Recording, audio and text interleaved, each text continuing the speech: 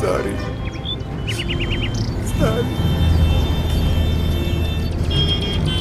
ಸ್ವಲ್ಪ ಸೈಡಿ ಬನ್ನಿ ಅಲ್ಲ ಸರ್. ಮೇಡಮ್ ಸರ್, ಏನಾಗಲ್ಲ ಸರ್. ಯಾರಾದರೂ ನೀರು ಕೊಡಿ ಸ್ವಲ್ಪ. ಸರ್ ಕುಡೀರಿ ಸರ್, ನೀರು ಕುಡೀರಿ ಸರ್. ಏನಾಗಲ್ಲ ಸರ್, ಭಯ ಪಡ್ಬೇಡಿ. ಮಗ ದೊಡ್ಡ ಆಕ್ಸಿಡೆಂಟ್ ಆಗಿಬಿಟ್ಟದೆ ಕಣ್ಲೋ. ಇಲ್ಲಿ ಇದನ್ನು ವಿಡಿಯೋ ಮಾಡಿ ವಾಟ್ಸಪ್ಪಲ್ಲಿ ಹಾಕ್ತೀನಿ ನೋಡ್ಲಾ. ಅಣ್ಣ ಸಿಗರೇಟ್ ಕೊಡೋಣ. ಸಿಗರೇಟಾ?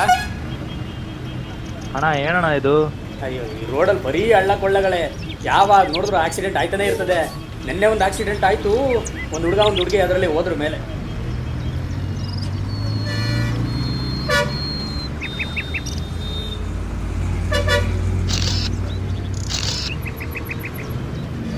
ದಾರಿ ಬಿಡ್ರಿ, ದಾರಿ ಬಿಡ್ರಿ, ದಾರಿ ಬಿಡ್ರಿ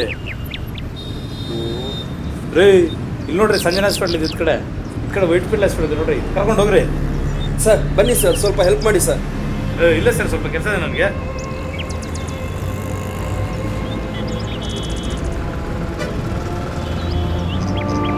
ಇರಿ ಸರ್, ಆಂಬ್ಯುಲೆನ್ಸ್ಗೆ ಫೋನ್ ಮಾಡ್ತೀನಿ. ಸರ್ ಮೇಡಮ್, ಸರ್ ಕಣ್ಬಿಡಿ ಸರ್. ಇಲ್ಲಿ ನೋಡಿ ಮೇಡಮ್. ಮೇಡಮ್ ಅಯ್ಯೋ,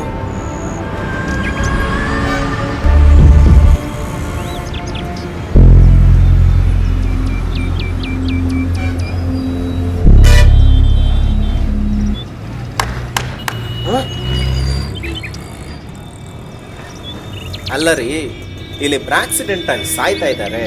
ನೀವು ನೋಡಿದ್ರೆ ಒಬ್ರು ಫೋಟೋ ತೆಗಿತೀರಾ, ಇನ್ನೊಬ್ರು ವಿಡಿಯೋ ತೆಗಿತೀರಾ, ಸುಮ್ಮನೆ ಅದು ಮಾಡಿ ಇದು ಮಾಡಿ ಅಂತ ಡೈಲಾಗ್ ಹೊಡಿತೀರಾ. ಅದು ಬಿಟ್ಟು ಹಾಸ್ಪಿಟ್ಲಿಗೆ ಕರ್ಕೊಂಡು ಹೋಗುವಂತ ಪ್ರಯತ್ನನೇ ಮಾಡಿದ್ದೀನಲ್ಲ. ಸುಪ್ರೀಂ ಕೋರ್ಟ್ ಆರ್ಡರ್ ಪ್ರಕಾರ ಆಕ್ಸಿಡೆಂಟ್ ಆದವ್ರನ್ನ ಹಾಸ್ಪಿಟ್ಲಿಗೆ ಕರ್ಕೊಂಡು ಹೋದ್ರೆ ಪೊಲೀಸ್ ಕಂಪ್ಲೇಂಟ್ ಆಗಲ್ಲ.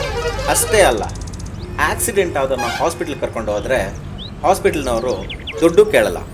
ಇದು ಇನ್ನೂ ತುಂಬ ಜನ ಗೊತ್ತಿಲ್ಲ ಅನ್ಸುತ್ತೆ.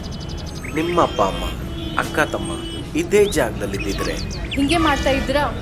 ರೀ ಸ್ವಾಮಿ,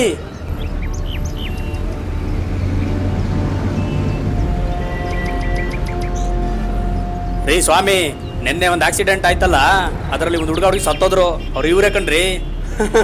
ನಿನ್ನೆನೆ ಸತ್ತೋಗ್ಬಿಟ್ರಾ? ಹಂಗಾದ್ರೆ ಇವ್ರು ಯಾರು?